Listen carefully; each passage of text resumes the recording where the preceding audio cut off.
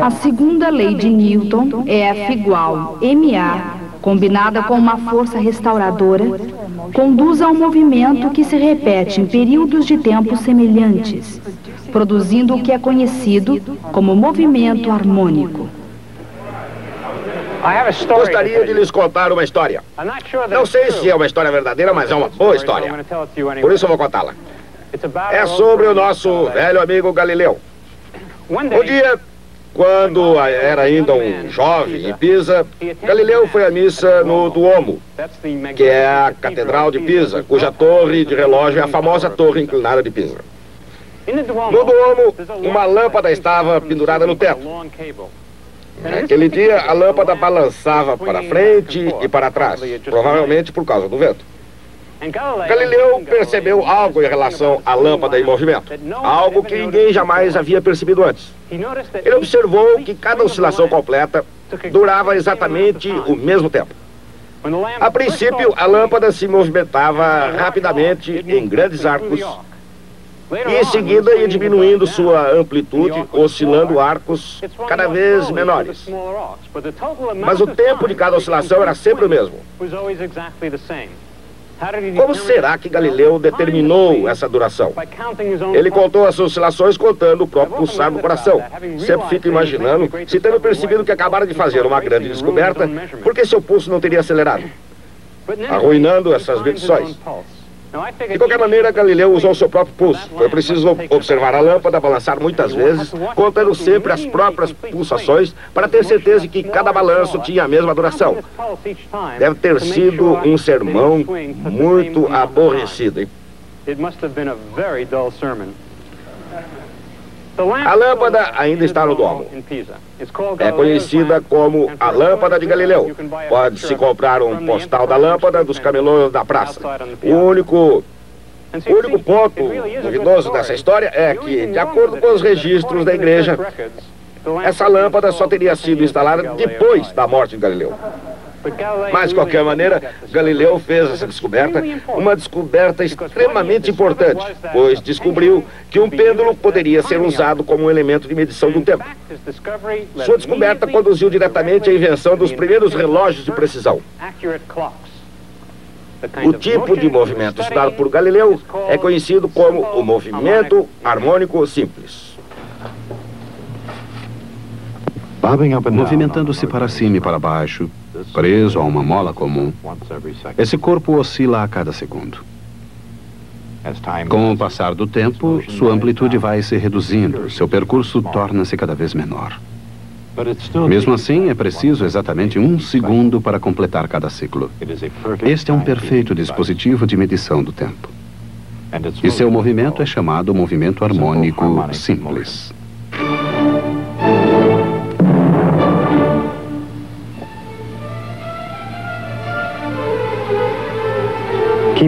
A manutenção do tempo tem uma conotação musical, a mesma conotação da palavra harmônico. Não se trata de uma coincidência de linguagem. Os instrumentos musicais compartilham uma propriedade especial com os corpos oscilantes. Ambos produzem vibração numa determinada frequência, o que por sua vez produz som de uma certa tonalidade, que não se altera com a redução da amplitude do movimento. Muitos fatores influem na produção do tom musical. O comprimento da corda de um instrumento, seu tamanho, sua forma, a técnica utilizada para tocar o instrumento e, certamente, a habilidade do músico em executá-lo. Na física da música, no entanto, um fator não varia jamais. Uma vez produzido o som, sua tonalidade permanece a mesma, mesmo que as vibrações diminuam de intensidade. Por que será que a tonalidade permanece constante? Na linguagem da mecânica clássica, a força, F, na equação de Isaac Newton, é igual a massa vezes a aceleração. Numa determinada posição, todas as forças estão equilibradas. No entanto, quando a mola é esticada, ela tenta puxar a massa de volta à sua posição original. Quanto mais distante a massa se movimenta, maior a força que a puxa de volta. O mesmo princípio funciona no sentido inverso. Quando a mola é comprimida, ela tenta empurrar a massa de volta. Qualquer que seja a direção em que a massa se move, surge uma força para contrabalançar o deslocamento. A combinação dessa força e da inércia da massa será a chave para a contagem do tempo. Em cada ponto em seu movimento, a força resultante é proporcional à distância x da massa até sua posição de equilíbrio, e no sentido oposto. A equação é F igual menos Kx. O valor de K depende da rigidez da mola.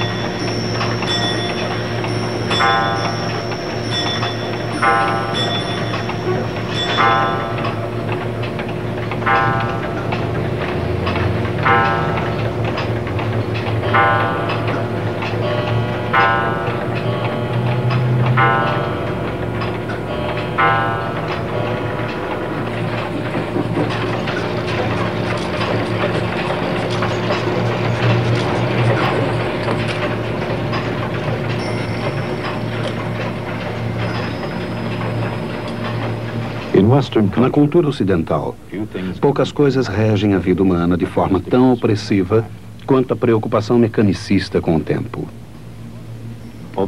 Embora o progresso da tecnologia possibilite cada vez mais tempo livre a um número cada vez maior de pessoas, parece haver uma necessidade de se desenvolver dispositivos de medição do tempo cada vez mais precisos.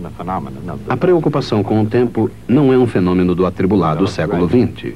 Ela se desenvolveu gradativamente, de hora em hora, dia após dia, através de milhares de anos. Mas o tempo exato, no entanto, surgiu relativamente tarde na história. Sua chegada coincide com o princípio físico do movimento harmônico.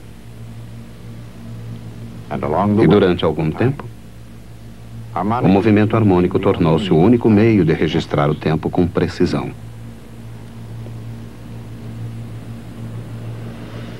Vamos voltar ao início. Como se desenvolveu o conceito de tempo? Talvez da observação dos ciclos da natureza, da mudança das estações. Talvez da observação do ciclo solar anual ou dos ciclos lunares mensais.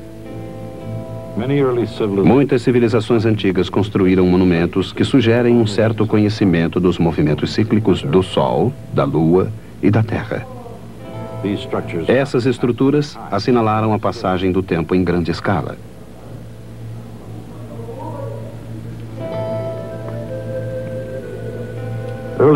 Os calendários primitivos representaram esforços para dividir os ciclos anuais em intervalos menores.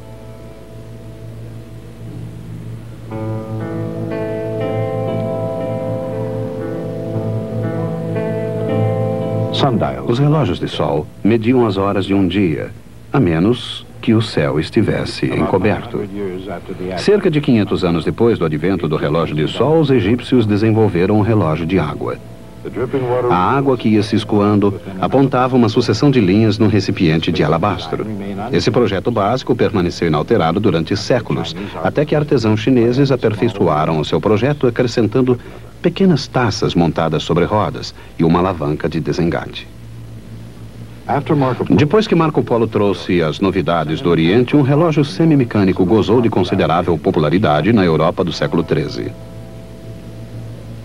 Infelizmente, os invernos europeus, congelando os relógios de água na praça, fizeram muitas vezes o tempo parar.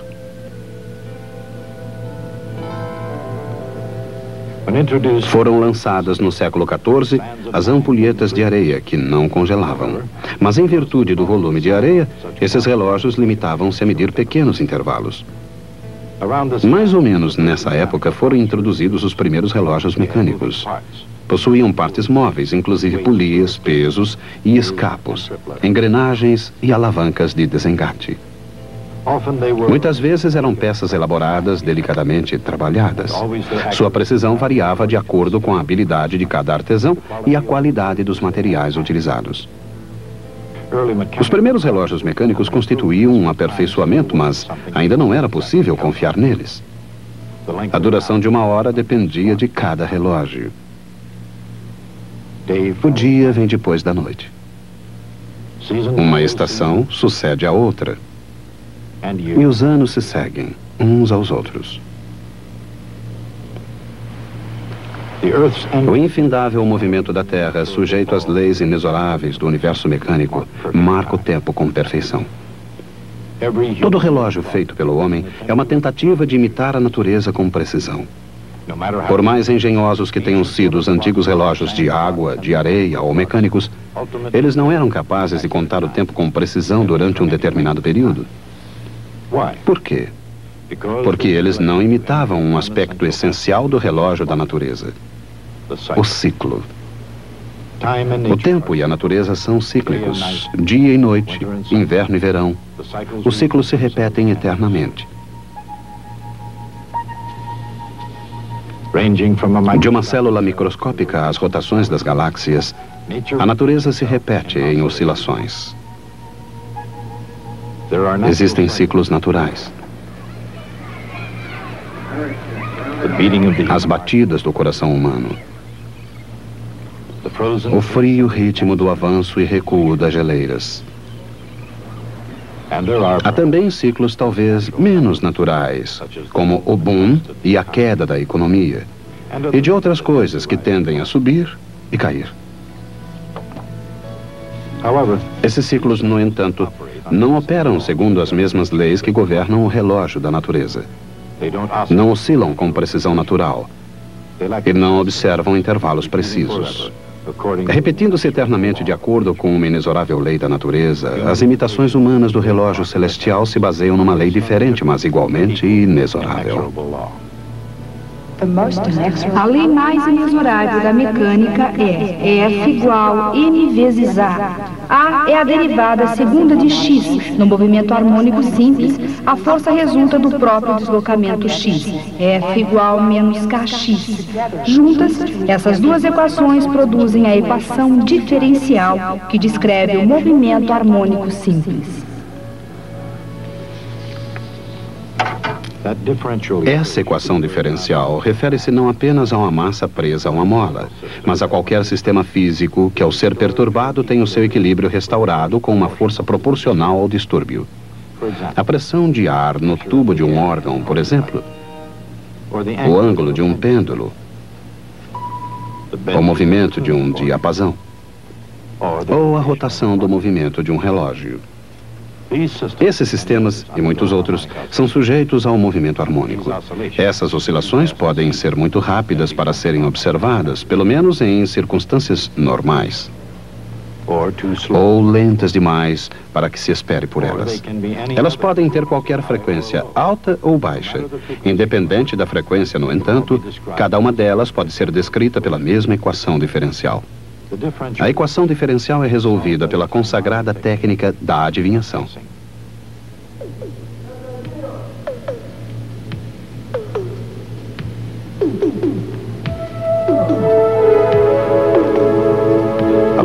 Há muito tempo atrás, alguém imaginou que a solução poderia ser uma função senoidal.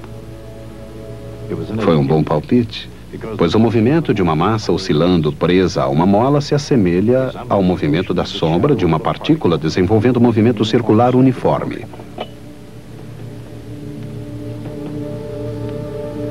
Assim, a ideia de uma função senoidal parecia muito natural.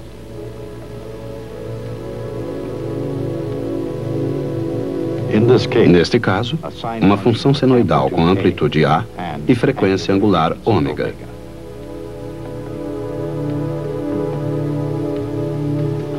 Mas se isso corresponde a x, seria sua derivada segunda igual a menos k sobre m vezes x?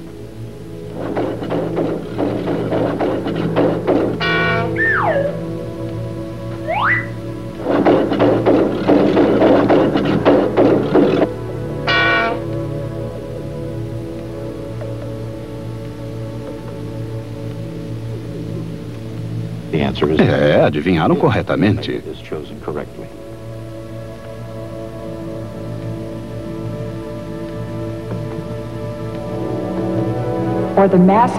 Para uma massa presa a uma mola, a frequência angular é igual à raiz quadrada de K sobre M. Quanto mais rígida a mola, mais alta a frequência. Quanto maior a massa, mais baixa a frequência.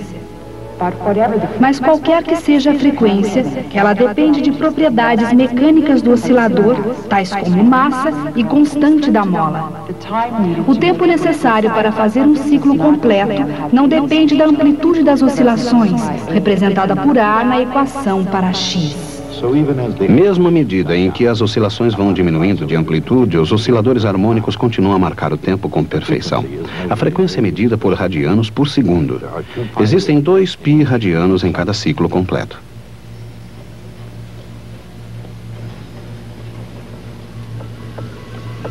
De maneira semelhante, no grande relógio do firmamento, cada ciclo se divide em radianos, como se o universo fosse um enorme ciclo. E até certo ponto isso é verdade. A natureza do movimento circular uniforme e do movimento harmônico simples está intimamente relacionada. Cada relógio, cada ciclo da natureza é uma mera sombra do relógio cósmico.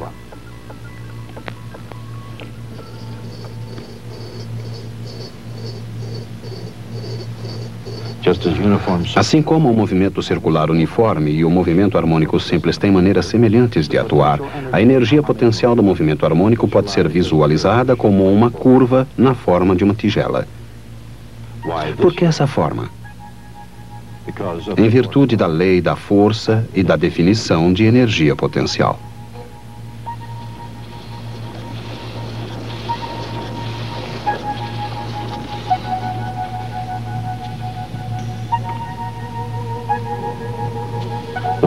A bola começa a se mover com alguma energia potencial. À medida em que rola para baixo, a energia potencial se transforma em energia cinética. Enquanto sobe do outro lado, a energia cinética volta a se transformar em energia potencial.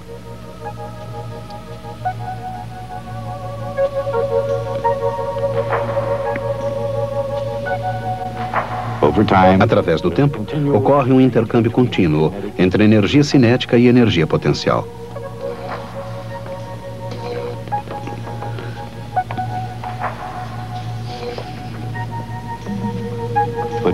Mas mesmo que a energia potencial e a energia cinética estejam sempre se transformando, a energia total é sempre constante.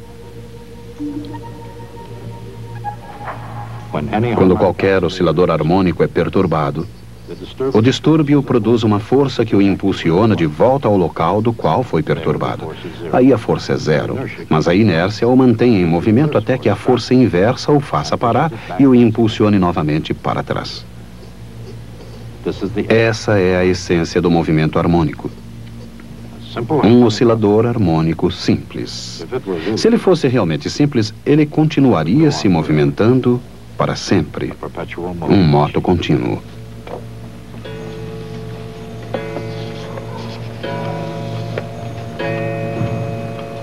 Mas os osciladores de verdade não são assim tão simples. Eles sofrem sempre o efeito de outras forças, atrito, a resistência do ar. Fatores que tendem a reduzir o seu movimento. É por isso que de vez em quando é preciso dar corda nos relógios ou trocar a sua bateria. O atrito transforma a energia em calor. Essa perda de energia deve ser compensada a fim de que o relógio continue funcionando. Mas quando a corda está acabando, a duração de cada ciclo permanece constante. Esse fato foi observado pela primeira vez por Galileu Galilei. Sua oportuna descoberta, que abriu o caminho para o aperfeiçoamento do registro do tempo na Renascença, foi resumido na obra Duas Novas Ciências. Nesse trabalho, Galileu observou que um pêndulo demora o mesmo tempo para completar cada oscilação, mesmo que sua amplitude vá se reduzindo. Galileu observou também que todos os pêndulos do mesmo comprimento oscilam com a mesma frequência, independentemente de sua massa.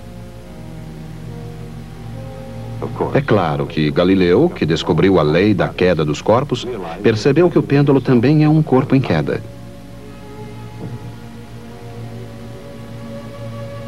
Se todos os corpos caíssem com a mesma velocidade, independentemente de sua massa, então todos os pêndulos do mesmo tamanho deveriam oscilar com a mesma frequência, independentemente de sua massa.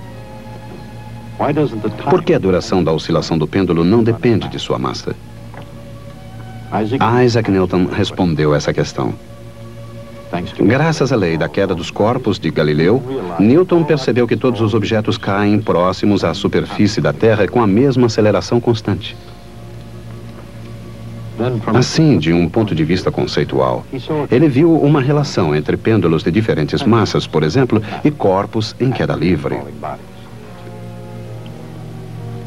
A força da gravidade, que depende da massa do pêndulo, pode cancelar a massa na equação F igual ma.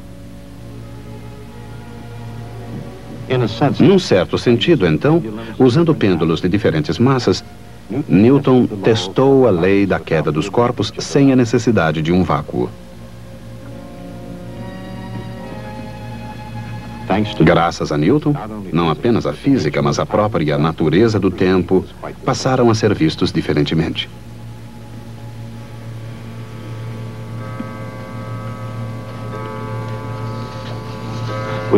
Com os osciladores harmônicos, os fabricantes de relógios puderam introduzir precisão e uniformidade na marcação do tempo.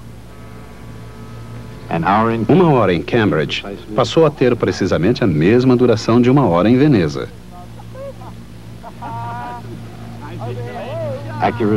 A precisão revelou-se uma bênção para a navegação. Para determinar a longitude, os navegadores deviam utilizar um relógio preciso que registrava a hora de Greenwich, na Inglaterra, a origem das longitudes. Os marinheiros eram capazes de determinar a hora local a partir da posição do Sol, comparando essa com a hora de Greenwich, e podiam assim determinar a sua longitude.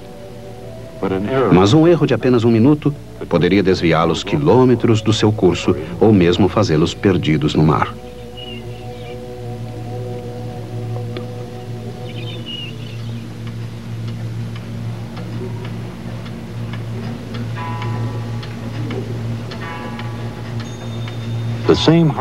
O mesmo movimento harmônico que regula a precisão do carrilhão é o mesmo princípio por trás da precisão dos modernos relógios de quartzo, onde milhões de oscilações por segundo garantem uma inacreditável precisão.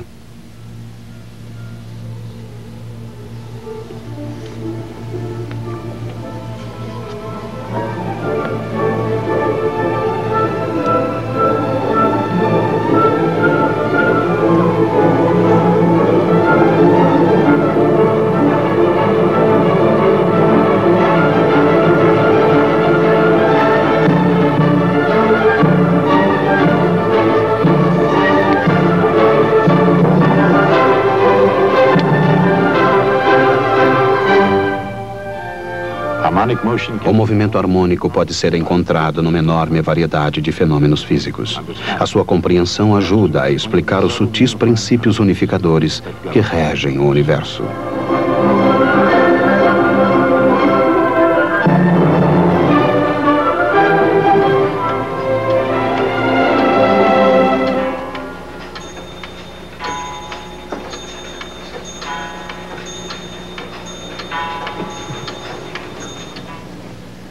Lembram-se de nossa discussão sobre estabilidade?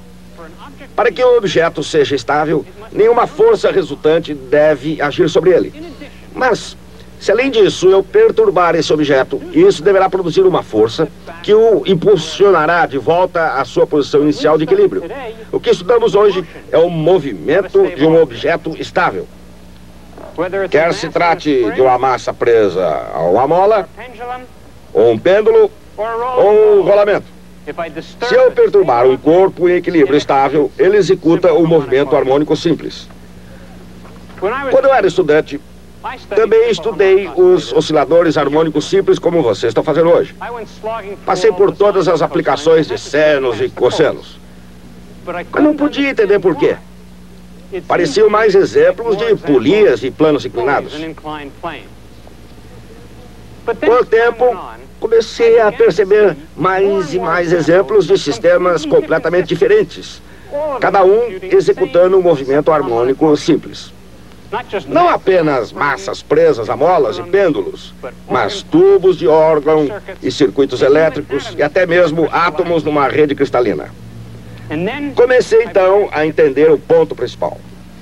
O movimento harmônico simples é a resposta da natureza a qualquer sistema estável. É por isso que ele é tão importante. Mas esse não é o fim da nossa história. É apenas o começo. Até a próxima vez.